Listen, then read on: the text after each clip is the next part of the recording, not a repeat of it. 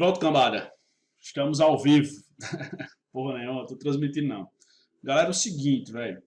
Agora tá valendo. Vou gravar aqui porque pode ser que se desenrole de um jeito que fique dinâmica a aula. Vamos lá, ó. Eu tava gravando as aulas. Aliás, eu já tinha essas aulas gravadas. Eu tava corrigindo algumas coisas para enviar para vocês, tá? Incrementando algumas coisas. Tiveram aulas que eu achei que faltaram alguns conteúdos. Eu achei melhor regravar, tá? E eu estava tendo um trabalho muito grande de gravar essas aulas e vim aqui nesse encontro síncrono e basicamente mostrar a aula que eu gravei, tá? Então, a dinâmica de hoje é diferente, tá? Eu postei, ó, deixa eu ver se eu boto, dia 25, hoje são 29, tá? Dia 25 eu postei a aula sobre gerência de memória, tá? E dia 27 eu postei a aula sobre gerência de dispositivos. Tá? Pedi para que vocês assistissem, tá? Pedi para que vocês assistissem e que nesse momento agora quem vai conduzir a aula são vocês, tá? Vocês vão me dizer quais as dúvidas que vocês têm relacionadas aos assuntos. Eu vou até minimizar isso aqui e deixar já a gerência de memória aberta aqui. Tá, deixa eu ver aqui. E aí,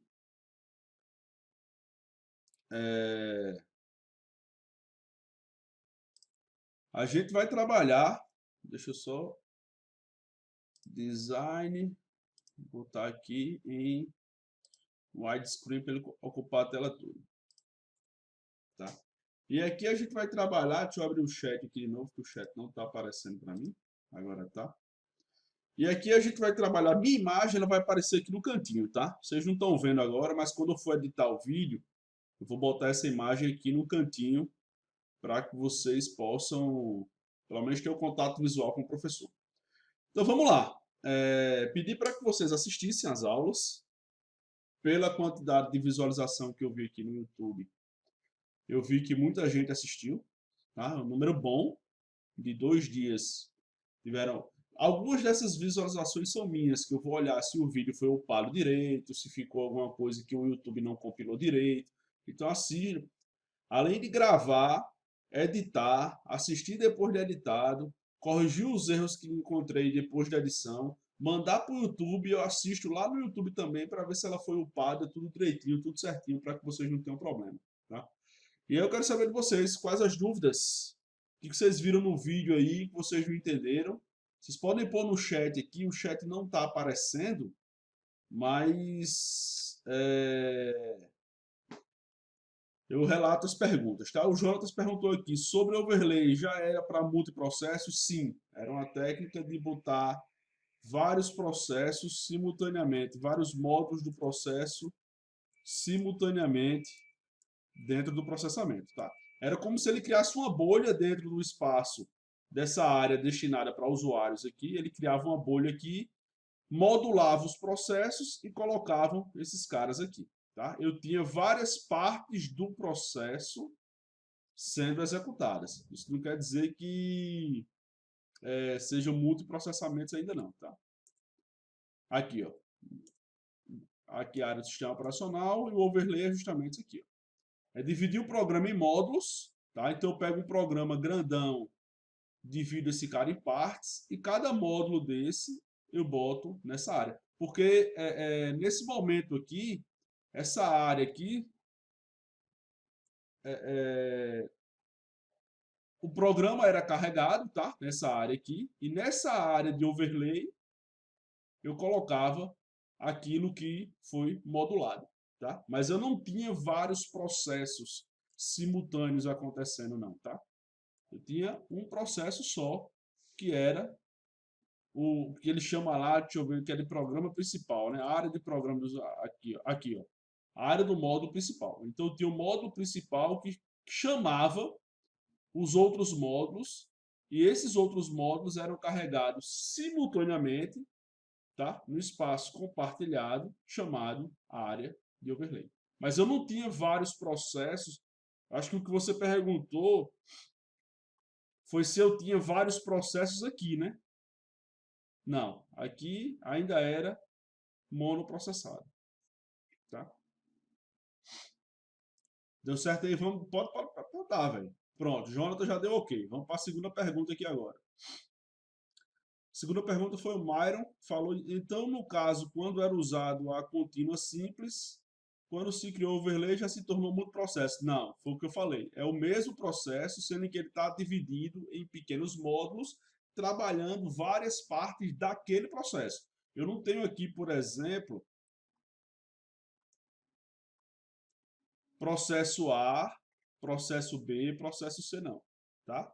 Aqui eu tinha só o processo A, que ele foi dividido em módulos, e os módulos dele foram carregados. Aí sim, eu tenho vários módulos desse processo A sendo carregados simultaneamente aqui nessa área. Beleza, Mário? Beleza, Jonas? Mais ou menos essas perguntas aí que vocês fizeram, né? Mais ou menos isso? Tranquilo? Beleza, vamos lá. E pode misturar, velho. Pode pegar pergunta de gerência de memória como pergunta de sistemas de gerência de dispositivo. É nós nas fitas. Tem frescura comigo, não. Eu fecho o slide aqui, abro outro e volto para isso aqui quantas vezes forem necessário. Zé Marques, está na vez aqui. Eu estou olhando pelo horário de postagem da pergunta, tá? Então, 8h28, Luan e Mário perguntou, Zé Marques perguntou agora de 8h29. Dispositivos que utilizam de chip de memória flash no lugar de discos magnéticos, como é o processo de alocação de armazenamento? Como é o processo de alocação de armazenamento? E por que o processamento para encontrar um arquivo é mais rápido? Memória flash entra naquela história. Lembra quando a gente estudou lá na frente? Quanto menor a capacidade de armazenamento, maior é a velocidade. Entra nesse conceito, tá? Deixa eu só pegar outra parte da pergunta aqui. Dispositivo que utiliza de chip de memória flash no lugar disso magnético. Que é como... Ah, tá, beleza. É a minha pergunta, né?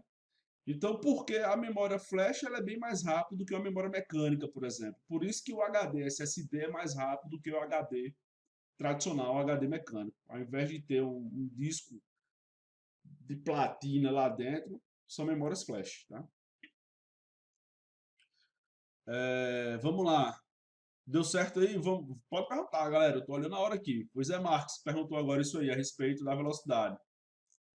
Velocidade de leitura numa memória flash é mais rápida do que a velocidade de leitura na memória dinâmica ou mecânica. Aí, qual a diferença disso aí? A memória flash ela é muito cara porque ela é muito rápida e possui uma capacidade de armazenamento pequena. Seria o cache do processador, por exemplo.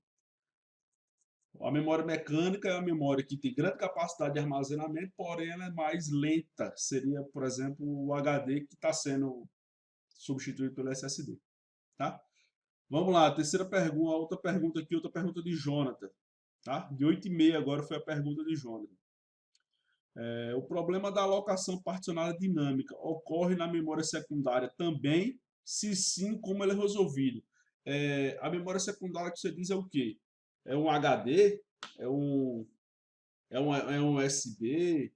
Ocorre. Sendo que a gente só vai ver isso aqui, Jonathan, quando estiver estudando sistema de arquivos. Mas existe o problema de fragmentação. Tá? Existe o problema de fragmentação. Lembra que a gente, na memória alocada dinâmica, quando eu quisesse criar blocos contínuos com maior espaço de blocos livres contínuos, eu tinha que reposicionar todo mundo lá para cima e criar um espaço maior? Essa mesma resenha acontece nos dispositivos de armazenamento secundário, tá? No HD, no pendrive, beleza? A gente vai ver isso aí, as aulas já estão gravadas e eu acho que eu upo ela amanhã, tá? Amanhã eu coloco isso, por isso que existe o desfragmentador do Windows. Usei muito esse cara no Windows 95. Hoje, a evolução do sistema de arquivos NTFS do Windows, de tempos em tempos faz isso, tá? De tempos em tempos faz isso. Espera aí, agora eu estou aqui em Maicon com Y. 8h33 a pergunta. Como as alocações de memória funcionam no sistema de Dual Channel? É melhor com memórias iguais? Não faço a menor ideia. Isso aí é hardware, velho. Isso aí quem vai te responder é Gabriel, Angel, Alfredo. Essa galera que mexe com parafuso, velho. Eu não sei mexer, não faço a menor ideia. Agora, o que se sabe? O que eu sei do tempo que eu trabalhava com micro, essas coisas há muito tempo, velho. Eu sei que as placas-mães, antigamente, quando foi lançando o Pentium 2, Pentium 3,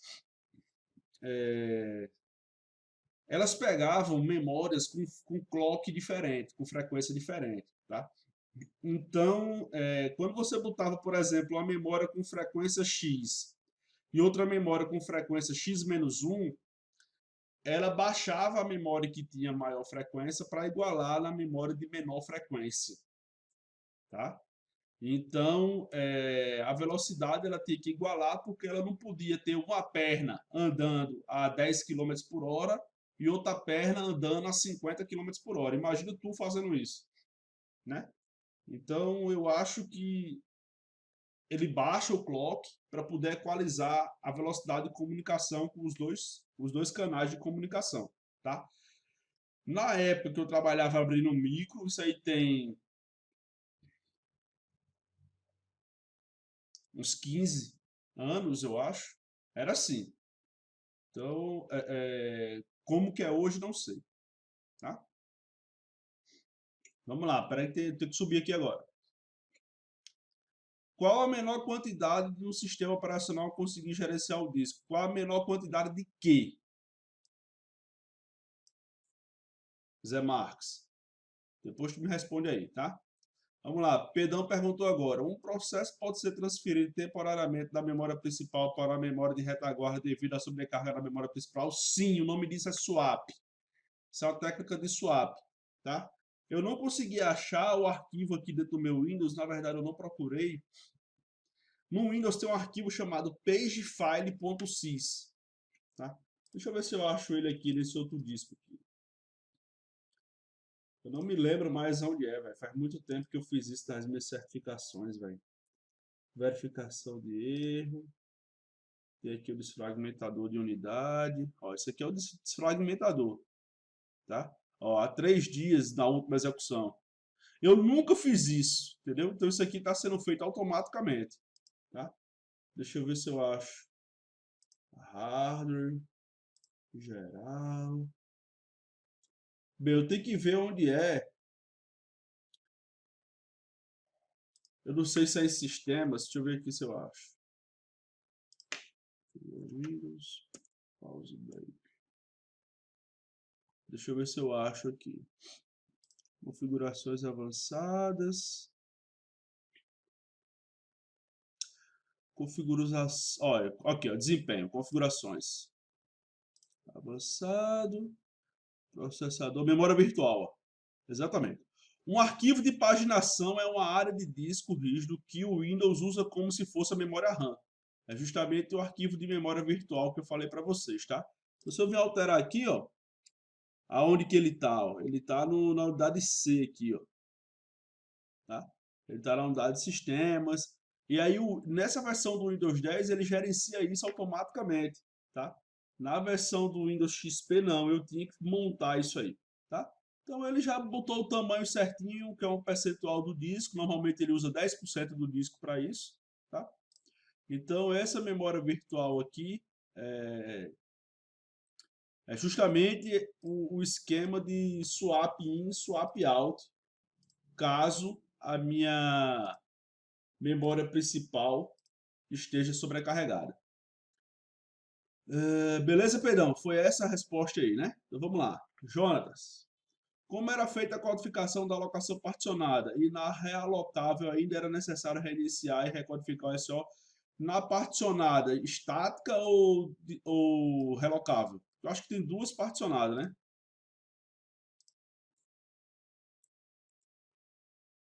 Tem a particionada estática e tem a particionada relocável. A codificação era feita no próprio sistema, tá? Aí tem a estática aqui, ó, absoluta e a estática relocável. Ambas as duas, o sistema operacional era codificado e aberto as partições de acordo com o que o programador queria. E se fosse estática absoluta, o programador, além de programar o sistema operacional, tem que programar a aplicação para ir para aquele endereço de memória setado. Tá? E a relocável não. Eu só digo que precisa de tanto espaço e o sistema que se exploda para alocar esse espaço para mim. Tá? Vamos lá.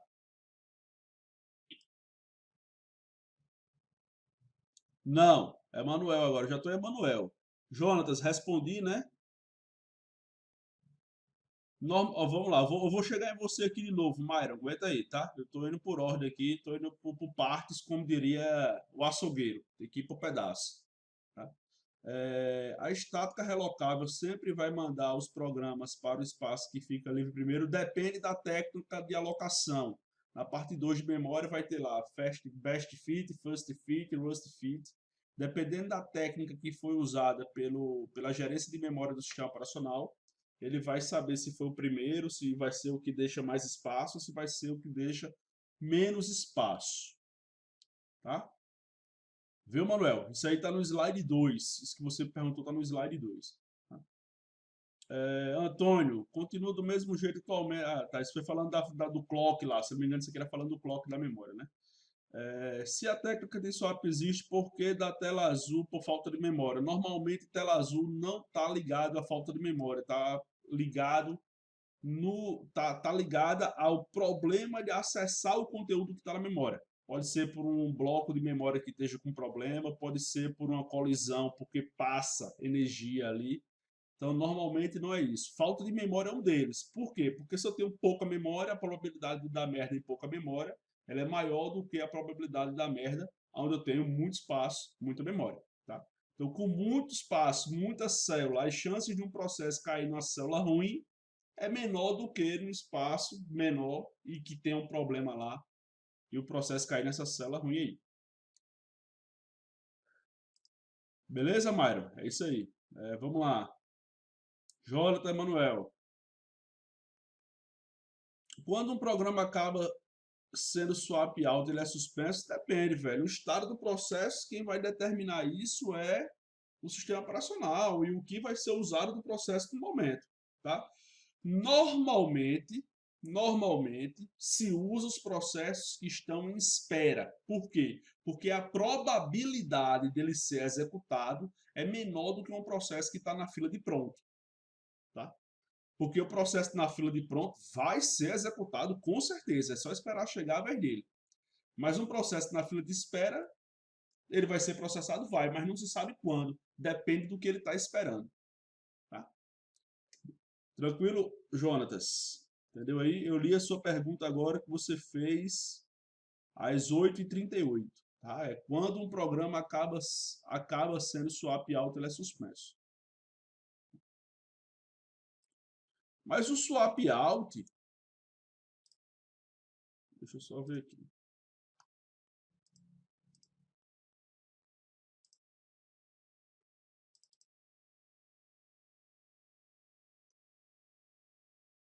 Vou botar aqui o swap out para você ver. O swap out é quando ele sai daqui, ó. É quando ele sai da memória e vai para cá, né? E vai para a memória secundária. Vamos imaginar que aqui seja o meu disco. Essa probabilidade aqui é de processos em espera. Ou os processos que não estão na fila de execução. Tá?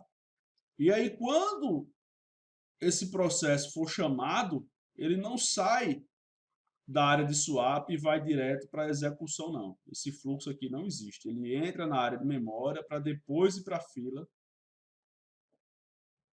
de pronto. Se eu estou na memória aqui, por exemplo, esse programa aqui, onde é que acontece muito? Esse programa aqui tem prioridade 2. E é a menor prioridade dessa fila aqui, tá? Vamos supor que esse aqui tenha prioridade 3, esse 3, esse 3. Vamos supor que esse cara aqui tenha prioridade 2, prioridade menor. Esse cara aqui tem prioridade 3. Então, o que vai acontecer? Esse cara vai sair para que esse cara possa entrar. Por quê? Porque a prioridade dele é maior.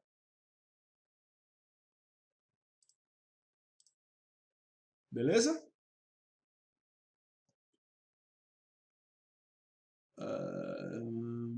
Zé Marques, quando atinge o máximo de utilização da memória RAM, a memória swap entra em ação como auxiliar do processamento? Sim, sim. Isso aqui tudo é para não matar o processo antes de ele ser executado. Tá? O que foi que o Zé Marques perguntou? Quando atinge o máximo de utilização da memória RAM, a memória swap, que é isso que a gente está estudando aqui, o swap, está nesse slide aqui, entra em ação como auxiliar no processamento? Sim, ele vai entrar. O que é o processamento? É o sistema operacional chamar alguma coisa. Essa alguma coisa vai ter que entrar na memória principal para depois ir para o processador. O fluxo é sempre esse. Sendo que eu não tenho espaço na memória principal. E para não atender essa memória, essa solicitação do sistema operacional, eu uso essa área de swap porque ele ajuda no processamento. Por que que é complicado? Por que que quando eu tenho pouca memória e uso muita swap, minha máquina fica mais lenta? Lembra que eu tenho o barramento processador-memória aqui? Que ele só liga o processador direto na memória e ele é um barramento altamente rápido. Então, se o processo está aqui e vai direto para cá, é muito rápido esse processamento, tá? Mas se eu estou no disco, eu vou ter que estar no barramento de entrada e saída. Depois daqui eu vou para a memória e depois daqui é que eu vou para o processador. Isso aqui é lento, tá? Por isso que quando eu amplio minha área de memória, eu tenho mais processos na memória principal, uso menos swap e aí uso esse barramento aqui, que é um barramento muito mais rápido do que o barramento que liga a memória ao disco. Beleza? Sua pergunta de Zé Marques, de 8h40. Outra pergunta de 8h40 foi de Zé Henrique, perguntando se os slides já estão no Edmundo. Não, porque eu tenho que editar aí nos slides, eu tenho que botar ele em PDF. Tá? Manuel e Jonathan deram ok aqui, possivelmente eu respondi alguma coisa que eles perguntaram. O que pergunta de Pedro Henrique às 8h42, tá? O que acontece quando um processo do sistema operacional tem mais espaço de endereçamento do que o PC tem de memória principal e o processo quer usar tudo? Não acontece isso, tá? Não acontece.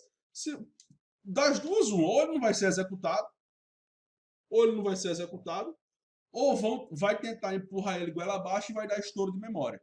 E aí tua máquina vai travar, outros processos que precisam ser executados não vão ser executados, e se um desses processos que não foram executados for um processo para o funcionamento do sistema operacional, o sistema operacional vai lá e trava. Tá? Isso é a pergunta de Michael. A pergunta de Zé Marques, de 8h43.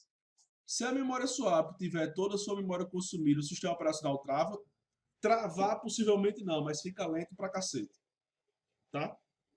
Então, entre travar e ficar lento, essas coisas aí são bem similares. Isso, Cortana do Windows é uma desgraça. Ele consome muito memória. Mas o Windows 10 não foi feito para rodar em máquina com 4 GB, por exemplo, e um processador Celeron. Né? O Windows 10 foi programado para processadores aí com no mínimo 8 GB de RAM para ele rodar tranquilo. O computador de minha esposa, ele roda de boa o Windows 10, mas lá ele tá com SSD, tá, ele é um Core 3, tá com SSD, tá com 4 GB de RAM, mas é todo enxutinho, é só o Windows, o Word, Excel, só aquele negocinho mais simples mesmo. Tá? Vamos lá, pergunta de Jonatas, a 8h47. Na alocação particionada, se a partição de 5K já estiver ocupada e um processo de 4K estiver na fila, ele pode acabar ocupando a partição de 8K? Pode. Pode. Vai depender da técnica de alocação. Vai botar. Se só tiver tu, vai tu mesmo. Tá? Ele não vai deixar de processar. Agora, se for a estática absoluta, não. Ele só vai ser executado naquela. Vocês têm que tomar. Vocês têm que, ó. Lembre-se que eu tenho alocação particionada, eu tenho três tipos, velho. Eu tenho a dinâmica, tá? Eu tenho a dinâmica, que é essa que a gente está mostrando aqui agora. Se eu botar o slide 1 aqui, ó, eu tenho a particionada estática absoluta e eu tenho a estática relocável. Então, quando você for perguntar ou for estudar, você tem que ter isso bonitinho na cabeça, tá? Por exemplo, só essa pergunta aqui na alocação particionada. Beleza, que modalidade da alocação particionada? Ela é a estática? Ela é a absoluta? Ela é a dinâmica? Entendeu? Então tem que se ligar nisso aí.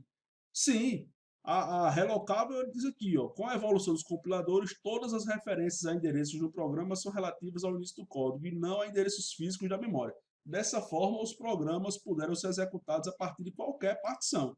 Agora tem as técnicas de alocação, tá? Isso aqui é um modelo de particionar. Agora, quando eu vou colocar lá dentro da memória, aí eu tenho aquelas técnicas que é no final do slide aqui, ó, que é a first fit, né? Que é a worst fit, que é a best fit. Aí, dependendo da técnica de alocação, ele vai correr para esse aí de 8K, tá? Qual a diferença entre aí Zé Marques perguntou aqui.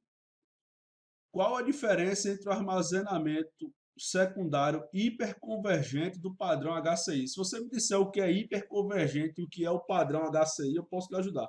Eu não tenho a menor ideia do que você está falando aí, velho. Isso é alguma coisa de sistema operacional? Isso é alguma coisa de hardware? Onde foi que você viu isso? Deixa eu botar aqui, deixa eu perguntar. Deixa eu botar aqui, armazenamento secundário. Deixa eu pesquisar no Google para ver que porra é essa aí. Sei lá, velho. Meu irmão, de hardware eu só entendo dois comandos, velho. O on e o off.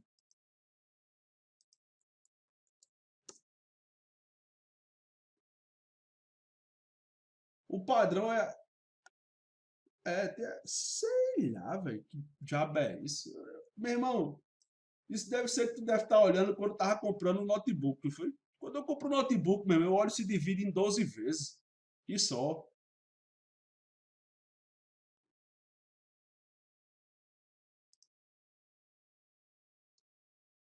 Deixa eu voltar aqui pra tela.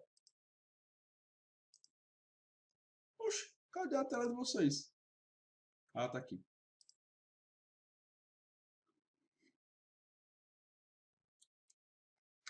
Tá, vamos lá. Voltar pra cá. Tá aqui, ó. Meu irmão, eu entendo dessas configurações, velho. Se você chegar aqui e perguntar, meu irmão, eu posso mudar aqui de lugar, tal, aqui, ó. Avançar, escolha do processador, memória virtual. Eu vou lhe ensinar direito isso aqui. Agora, meu irmão, negócio de hiperconvergente, dinâmico, Highlander. Sei nem que diabo é isso. Nunca estudei errado, velho, na moral. Vamos lá, o que mais? Mais perguntas aí? Tá massa, tá massa. Eu gosto assim, tá parecendo uma sabatina. Vamos lá. Jonathan. Jonathan vai pedir música no Fantástico já. Jonathan e Zé Marco.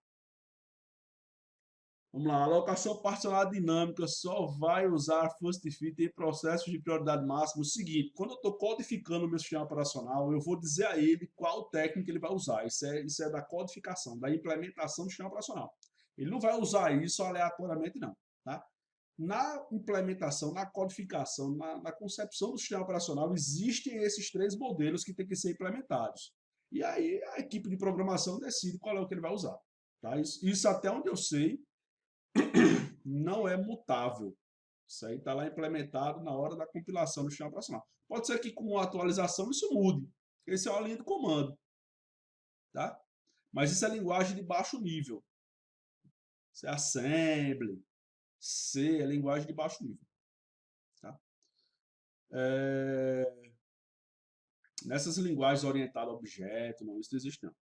Vamos lá, Zé Marques. Deixa eu botar aqui o slide de novo.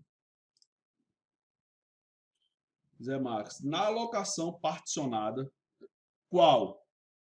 Qual tipo de alocação particionada? Tem três. Qual é que você quer que eu fale, meu pequeno gafanhoto? Acabei de falar. Então, nas provas, vocês têm que se ligar nisso aí, brother. Se não se ligar, velho. Se botar qualquer alocação aí, Eu vou pensar logo que você está escrevendo a errada, que é para eu corrigir a questão bem rapidinho, para não ter trabalho na hora da correção. Eu nunca vou pensar que você está corrigindo a certo. Todo professor faz isso, velho.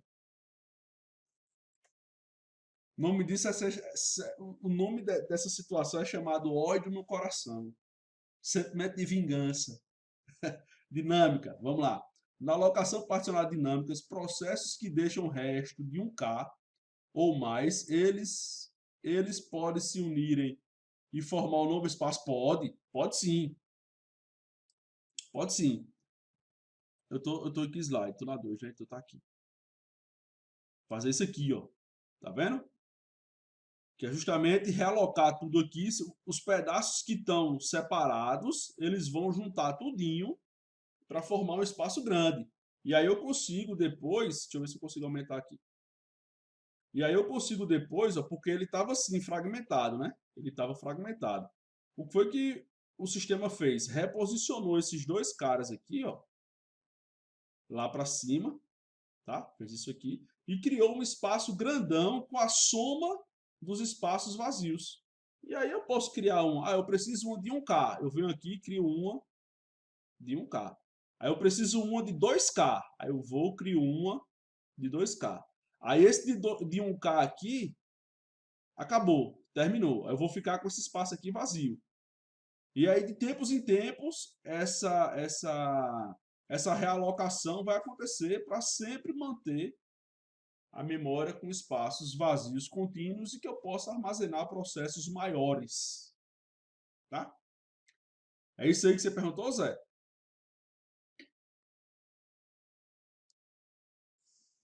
Show. O que mais? Bora? 31 minutos de ar e égua.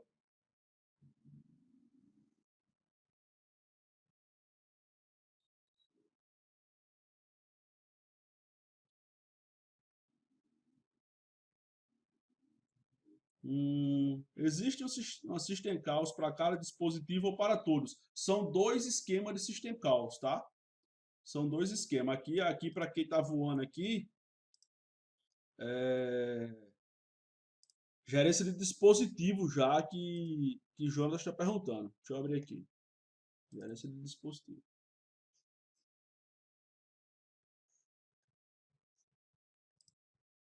Eu tenho a System Call em dois níveis, tá? Esse primeiro nível aqui enxerga todo mundo. E esse segundo nível aqui é específico. Específico de quem? De cada dispositivo. É para o HDA, é para o HDB, porque se um processo chegar aqui e quiser falar com o HDA, vai ter um assistant call para esse cara. Se esse processo aqui quiser falar com o HDB, vai ter outra assistant call específica para esse cara. Se chegar um pendrive aqui e esse processo quiser falar, vai ser outra assistant call para esse cara. O primeiro nível é genérico. O segundo nível é específico. Ó, eu até falo aqui, ó. Deixa eu voltar aqui. Ó, independente de dispositivo, é o primeiro nível, ele conhece todo mundo. E aí depende do dispositivo, é específico para o dispositivo. Beleza, Jonathan? É isso aí?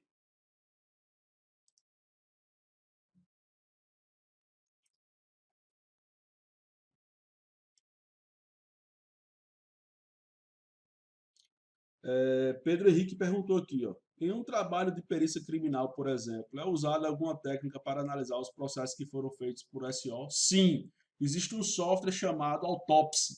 Ele é feito para máquinas que foram destruídas, esculhambadas, esquartejadas, tentaram tocar fogo. E aí ele vai em cima, principalmente dos caches. E aí se acha. A nível de sistema operacional. Isso, Jonathan. Tem uma system call genérica, vamos dizer assim, que seria de primeiro nível, e tem a system call específica, que seria para o segundo nível, que aí é uma para cada dispositivo, é específica para o dispositivo. Tipo, a codificação do assistant call para falar com o HD é diferente da codificação do assistant call que vai falar com a impressora, ou que vai falar com a placa de vídeo, ou que vai falar com o dispositivo que está na USB, é diferente de um dispositivo que vai usar a interface de rede Wi-Fi. Tá? O Autópsia é irado, eu já usei pra caralho o Autópsia, é muito massa. Tem outros, mas o Autópsia é um dos que eu acho bacana. Tem um monte de software, velho, pra fazer esse tipo de teste aí, velho. E aí, negada, mais alguma coisa? Mais alguma dúvida? E dívida? Vocês estão com dívida ou só com dúvida? Se tiver só com dúvida, tá massa, a gente resolve agora. Tudinho hoje.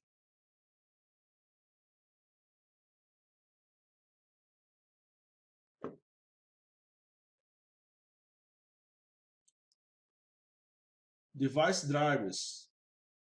A coisa mais linda do mundo são os drivers. Acho que é a coisa mais perto de hardware que eu chego é driver. Vamos lá.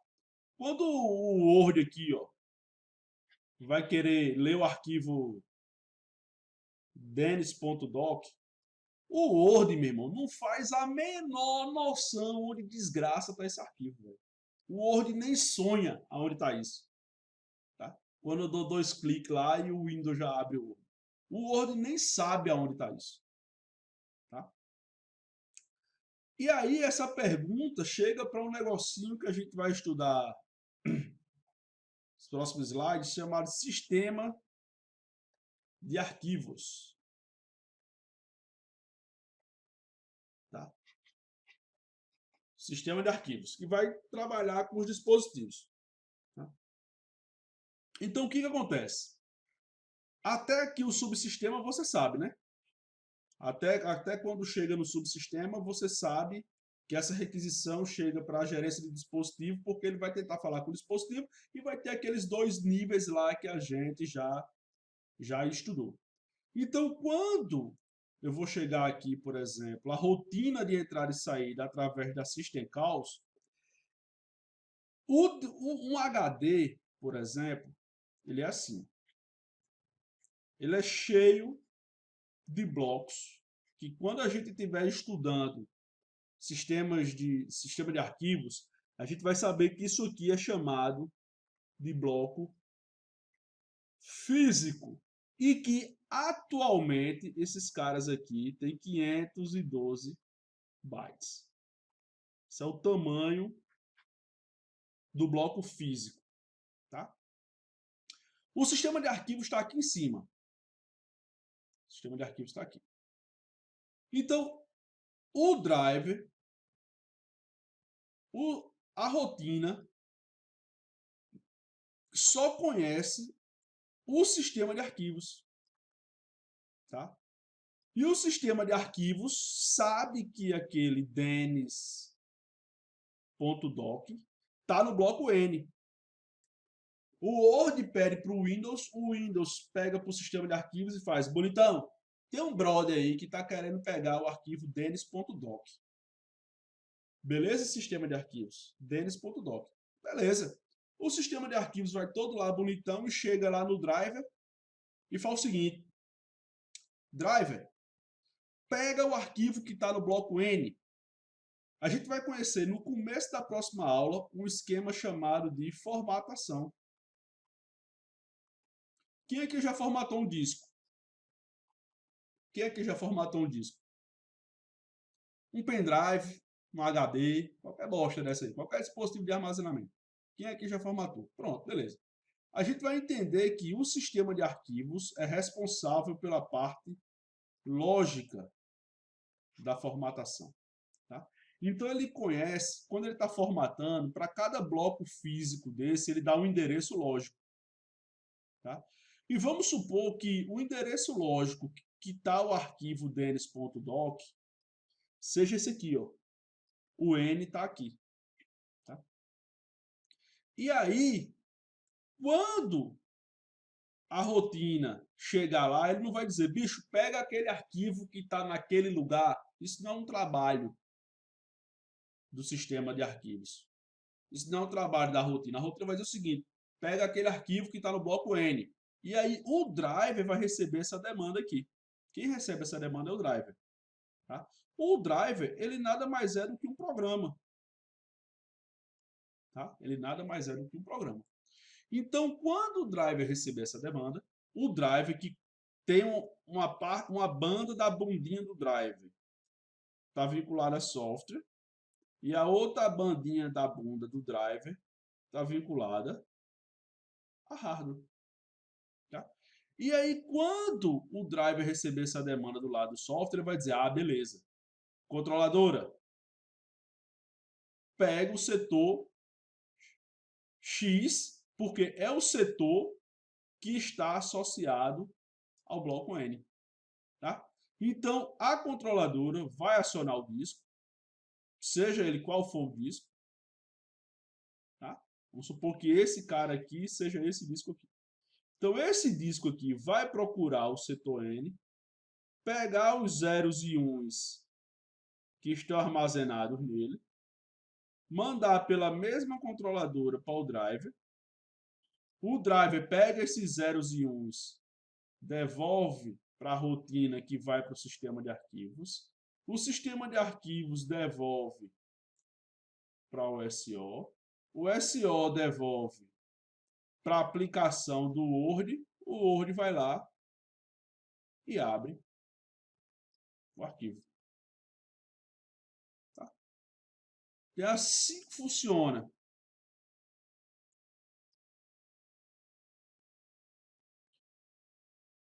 Peraí, deixa eu ler a pergunta aqui, dizer. Mas para isso o disco magnético não tem que rotacionar. Isso, aí tem as técnicas que a gente vai estudar no próximo slide.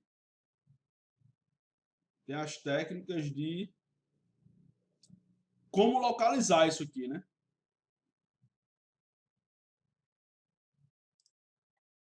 Aqui, ó, de como localizar os arquivos desse cara. A gente vai estudar isso quando estiver estudando o sistema de arquivos. Tá? Mas nesse caso de rotacionar é o disco físico, tá? Se tu tiver um disco na memória flash, no USB, por exemplo, ou no HD SSD, esse esquema de rotacionar ele não vai existir, não. Vamos ver o que Jonathan falou lá. Por isso que se chama drive de DVD, mesmo sendo físico? Não sei. Não entendi não a tua pergunta, não. Driver de DVD. Não, o drive, é porque o drive ele é basicamente um nome genérico, né?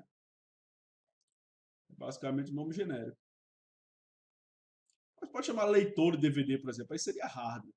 Mas o drive, nesse nosso contexto aqui, nesse contexto que a gente está estudando, esse drive que a gente está vendo aqui, é esse drive aqui, ó. Deixa eu ver se eu abro aqui. Gerenciador de dispositivos. Olha que lindo, vendo na prática. Vai ter os meus dispositivos instalados aqui. Unidade de disco. Esse aqui é o meu SSD. Propriedades. Driver. Detalhes do driver. São esses caras aqui. Ó. Tá? Isso são esses caras que estão fazendo a comunicação entre o meu sistema operacional com o meu HD SSD. Se eu pegar o meu outro HD, que é esse Toshiba aqui, que é o original do computador, se eu vir aqui em drivers, propriedades, é esse cara aqui também. Tá? Se eu vier, por exemplo, deixa eu botar aqui, adaptador de rede, tá? Porque aqui eu tenho um monte de endereço virtual, aqui, um monte de placa de rede virtual. Mas pegar minha placa de rede sem fio aqui, ó. Propriedades, drivers, detalhes do driver, ó, já é outro cara aqui, ó. Já são outros drivers, tá? Então, esses drivers que a gente está falando, esses são esses drivers de software aqui, de programa, de aplicativo, tá? Não é o driver fisicamente falando, não.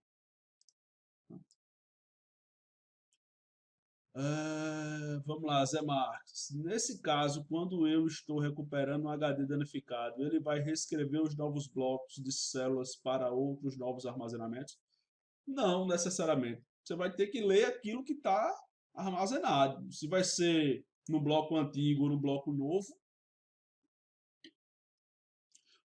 A gente vai estudar no próximo vídeo que para ler um arquivo, para se armazenar um arquivo, a gente tem duas camadas, tá?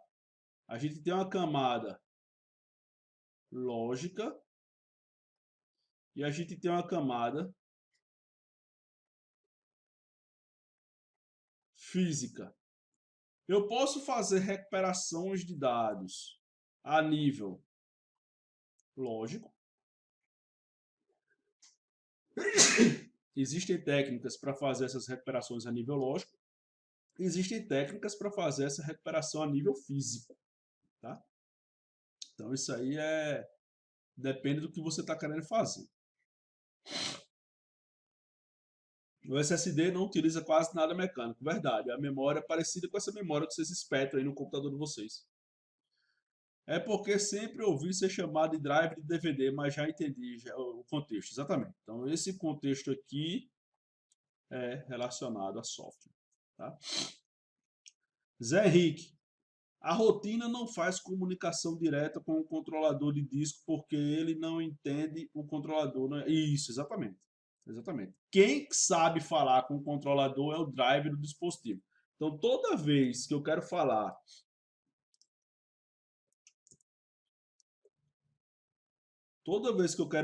com o meu disco, por exemplo, toda vez que eu quero falar com o meu disco, um desses carinhas aqui vai ser chamado, tá? Se quiser falar com o meu monitor,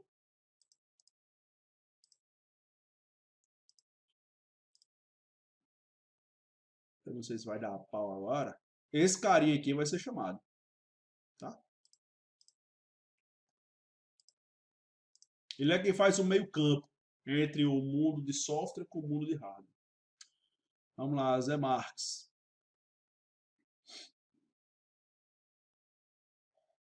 Essa pergunta é uma pergunta gambiarra que eu vi uns negócios no AliExpress. Se eu pegar um pendrive 3.0 e plugar uma entrada M2 com um adaptador para USB, eu terei a mesma velocidade? Eu acredito que não. A velocidade M2 eu acho que é mais rápida, velho.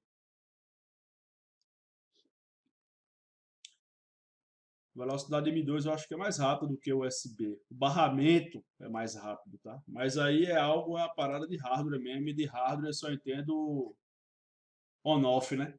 Princípio de on-off, que é o on e o off, né? On-off é esse aqui, ó. Deixa eu pegar aqui on-off. Só entendo esse princípio de hardware aqui. Princípio de on-off, que é ligar e desligar.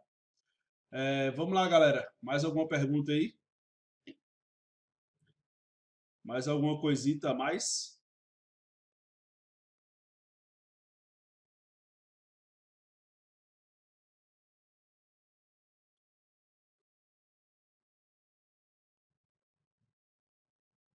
De boa, galera? Posso encerrar então por aqui? Acho que deu para tirar bastante dúvidas aí, velho. Até principalmente para a galera que não assistiu ainda às aulas. Vocês veem que é bastante assunto, né, velho? É muita coisa. Então, ó, Marx deu ok aí, Luan, Pedro, Michael, Emanuel, as meninas aí, velho. Cadê vocês, velho? Bota aí o Girl Power pra funcionar. Vocês dêem uma olhada, velho. Dê uma olhada aí nas aulas, tá? São 2 aulinhas, velho. Vocês não vão gastar 1 hora. Que eu acho que uma aula tem 40 e poucos minutos, a outra deve ter 20 e poucos, deve dar 1 hora e 10 minutos tudo, tá? É, das provas. O que vocês querem saber das provas, velho? Vamos fazer o seguinte, para não misturar aqui no vídeo, porque esse vídeo eu vou deixar como aula, tá? Eu vou encerrar o vídeo aqui e aí a gente não encerra a aula não. A gente passa mais uns 10, 15 minutinhos aqui, já tá indo para 50 minutos. E aí a gente fala das provas, beleza? Então eu vou dar uma encerrada aqui, galera. E aí eu mando para que vocês possam analisar depois, principalmente para quem não pôde participar desse, eu acho que é o 4º momento síncrono já, né? Beleza? Até já já. What the hell? What the hell? What the hell?